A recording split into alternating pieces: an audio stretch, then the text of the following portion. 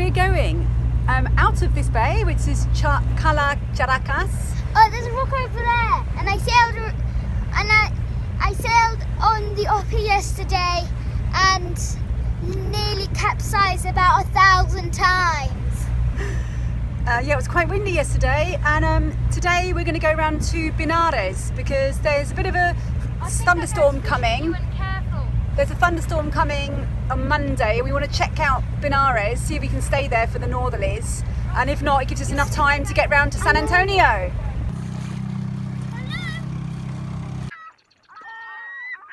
You and me, we're family. The bond that we share is as deep as the sea. No matter how rough things may come to be, you and me, we're family. Sing ho, hey, along for the ride. This is really a great bay for having a lot of fun because there's a lot of space. We like bays with a lot of space. You're never too crammed in, and then we can get the Oppie out, the paddle boards, and just muck about without worrying about hitting any other boats. So we had a lot of fun yesterday.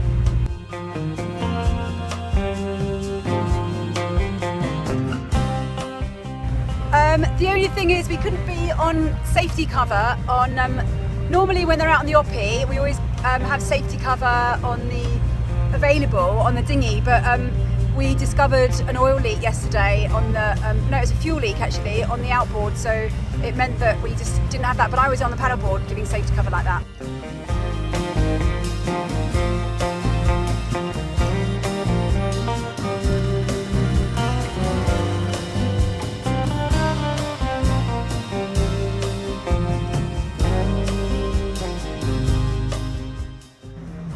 Every anchorage we've been in, these things have been a liability, and that's particularly bad because that's a popular snorkeling and diving area,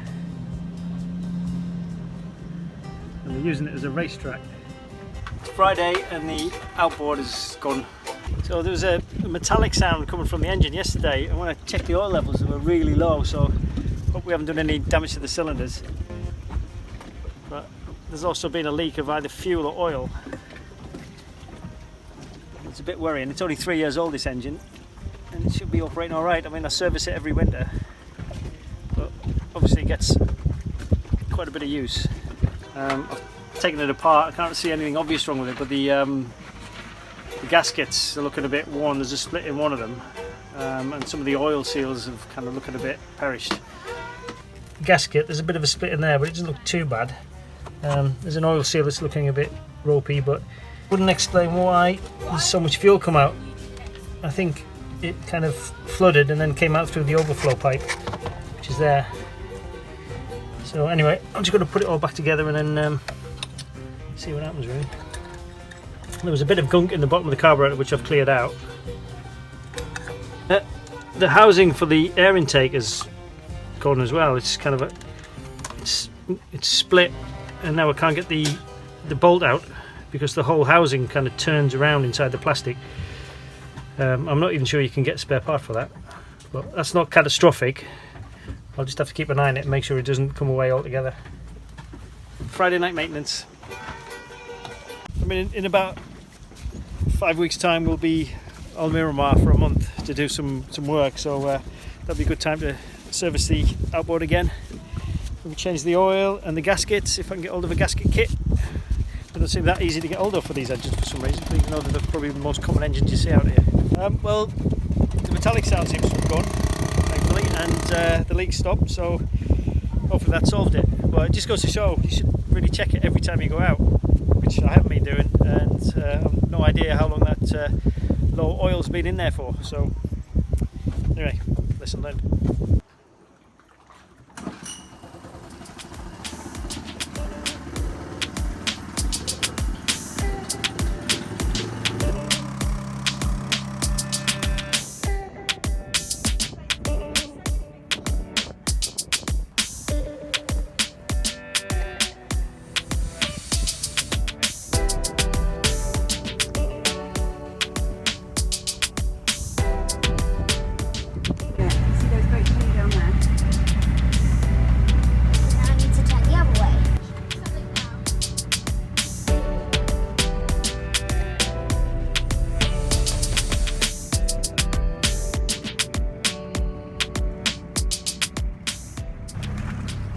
It's known as Victoria Rock, and it's beautiful as a foreground for the sunset.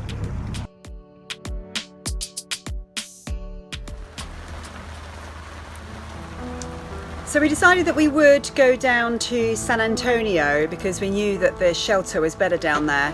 And then we used our favourite lightening app to keep an eye on the weather and any lightning strikes.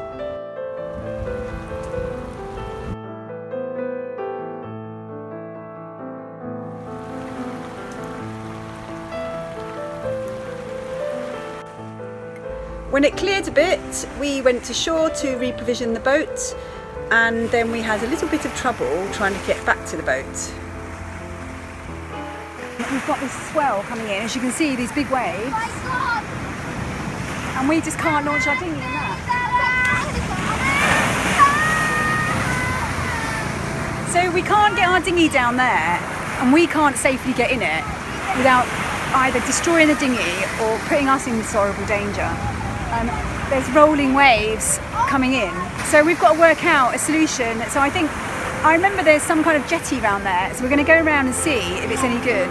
Probably the best thing is me and Woody, we could both get wet, that's not a problem, but we could launch the dinghy and one of us jump in it and just go. That is the best thing I can think of. But coming back to pick up shopping and kids is just, it's not going to work, so we've got to find another solution for that.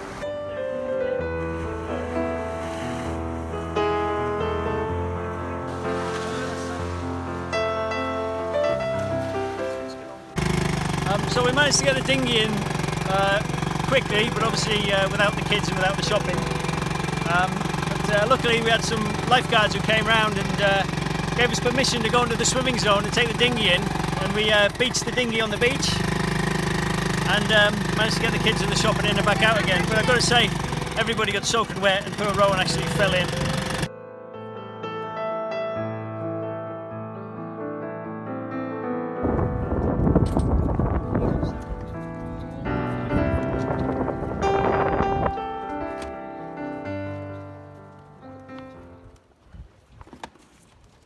So we made an early start this morning. We're heading from Ibiza back to Mallorca because we heard there's a good engineer there who knows AMLs, and we're going to get our oil leak and our Vitas coupling sorted out. So we're still on our way to Porto Cristo, where we need to get this engine repair done. We've motored up the side of Ibiza, we've done that 12-mile passage, and now we're edging up the east coast of Mallorca. I kind of hate motoring anywhere, and I especially hate going somewhere where I know that we're going to have a huge bill at the end of it. So yeah, I'm kind of worried about how bad the problem's going to be and how much it's going to cost and how many days it's going to take.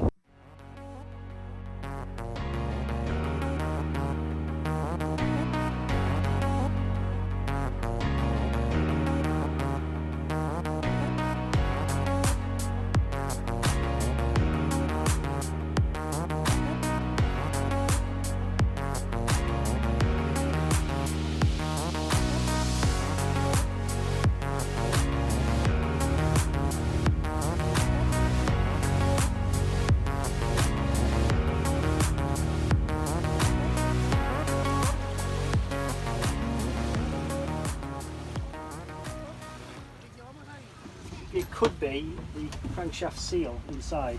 Yeah, I would guess so. But obviously we've got to disconnect the gearbox to get to it. Had Peter and his engineer Torsten on board, and they've had a good look at it. Apparently it's not a major problem. We've got the oil leak. He does think it is the crankshaft seal, so we've got to disconnect the gearbox, and at which point we're going to replace the Vitas couplings, replace the timing belt, because that's over 2,000 hours now. The last time the timing belt was replaced was over 2,000 hours ago, and it needs replacing every 2,000 hours, because if that goes, everything goes, and it could completely destroy your engine. Normally we struggle away with it, and Woody sort of constantly trying to work things out and spend ages trying to do it, and you know, and he does a really good job, but it's really nice to have somebody else kind of come on and say, yeah, we can do it all for you. He's going to do the whole service kit, so he's going to change the pulleys for the alternators. One of the alternators was very loose, and it turns out it was just a loose mounting screw, which he found. I looked for an hour for this mounting screw, couldn't find it, and he just sort of picked it out. So that should hopefully solve the problem of the batteries not charging. And we're going to feel confident using that engine when we're in the middle of nowhere. I think that's the main thing. When these things go smoothly, there's always something else comes up. but he does know what he's doing. He's been highly recommended by a lot of people on the AML forums and other people. So, but they're off now to get spare parts in Palma, and then they're coming back this afternoon. I'm going to go and sort out the marina fees, and then we'll stock up and do anything else we can. Showers, I think there must be a shower block here. So we're going to make the most of our night or two in luxury. Yesterday was the first day I went busking.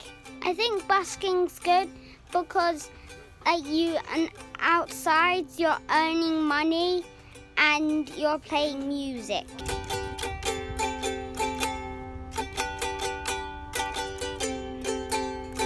So I did go busking, but there wasn't that many people, so I didn't get that much money. But I did get some money. So the work started on Wednesday, about Wednesday lunchtime, and we anticipated 2 days maximum. They did half a day on Wednesday, full day on Thursday, and then half a day on Friday. And just as the engineer was leaving, because he'd run out of spare parts, the other engineer turned up with the spare parts. So I'm not quite sure why they didn't carry on the afternoon, but it did mean that we had to stay for an extra 2 days in the marina, which is €70 a night. So we sat around for 2 days doing nothing to the engine. So it's €140 that we didn't need to spend. So while we're in the marina for more than just one night, it's going to be turning out to be sort of 5 nights. I'm making the most of doing some other jobs that need doing. So because we're on the dock, there's a bit more freedom for people to get on and off the boat. So I've decided to oil the teak floor. So that it's a bit chaotic because it means the whole floor has to come up. You like that, and then you have to trip over like this. This is good oil for wood, and it really has lost its coating in most places. So I'm just oiling it now. I'll at least do 1 coat to give it more protection, and hopefully maybe even do 2 over the weekend. Okay, we're leaving. We've got the engine running with the engine bay open because I feel really nervous about the engine. It's been taken apart and put back together. So it's just good to listen to it and make sure it sounds okay. Well, in typical mothership fashion, we've got the work done, but now we're kind of leaving the marina just before a thunderstorm. Yeah, we had to go up to Porto Cristo to get our engine repaired. We left Porto Cristo now, and the engine had a massive, great big overhaul really on the underside of it. It was quite expensive. We as the work was going on, we kind of estimated it would be, but they found some other things that we wouldn't have known about, which could have been really serious. So we're really glad to get that job done. It's been weighing over us, and actually if we'd known what was really happening down there, we would have done it even earlier actually. So then we came down to this bay. This is one of our favourite bays in the whole of Mallorca actually. This is Caia Mondraga, and it's all national park up the central bit. There's 2 kind of forks to it with beautiful beaches with fine white sand. It's gorgeous. We knew there was weather coming, lots of wind, so we decided to come here, and this was our shelter really for the last few days. There's a bit of a break in it now, and it's quite flat, but it was really last night that it was a lot of force on that anchor, and we had the other anchor ready to deploy, as we do, always have a plan B.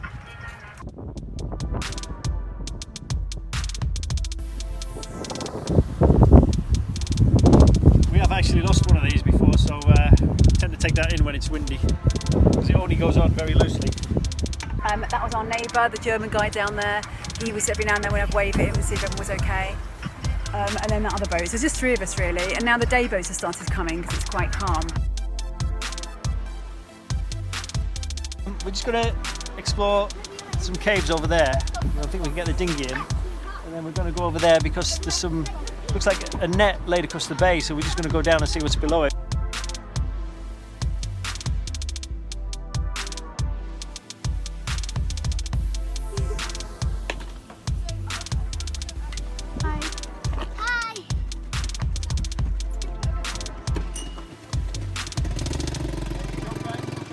For me, it's September and I'm quite cold.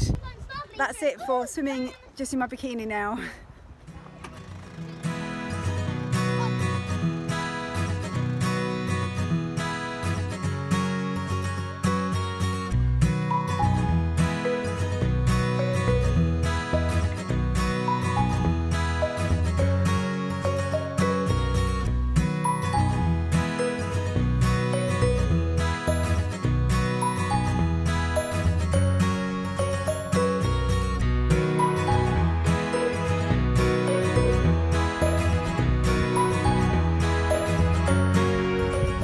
we try and get out hiking whenever we can, and this is the day we're going to go on the other side.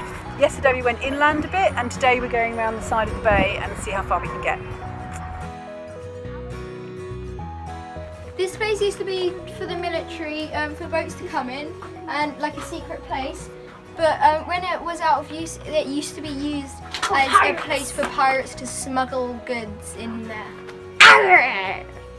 So yeah, one great thing about going on walks is that you find things that you wouldn't expect to see, and some of the things are quite interesting historically and geographically as well. We used to mix it with horsehair and spread it on wattle and daub. I think it used to be called wattle and daub. Oh, it's like poop, clay and lime. Yeah, we used to weave it together and then spread it with the horsehair so it would all stick together. And it was a good insecticide and it was good insulation.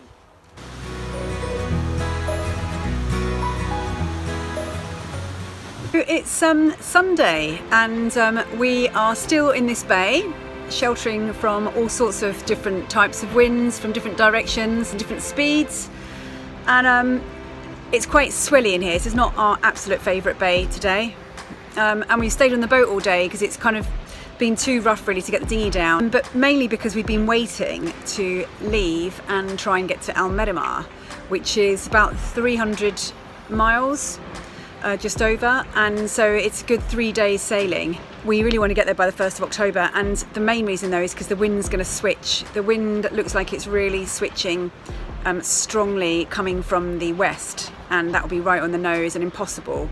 So we kind of need to get there before that, but otherwise we're going to get stuck for another week, maybe more, trying to go westwards. Yeah, the wind now is due to switch round back to the west, and then it's going to go round to the northwest and then the north again, and tomorrow morning we're thinking of leaving with the northerly. Anyway, we'll see. It probably won't turn out, it'll be a nightmare when we get out there, but anyway, we've got to try.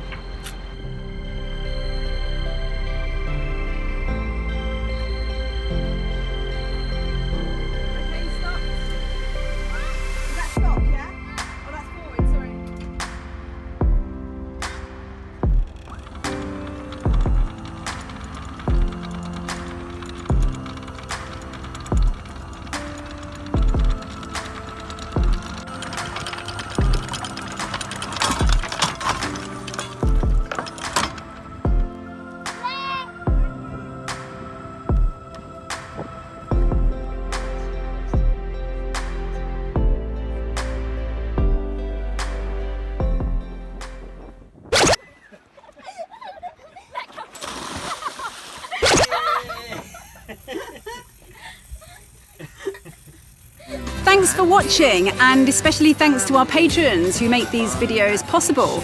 If you would like to contribute towards the creation of these videos, then follow the description in the link below.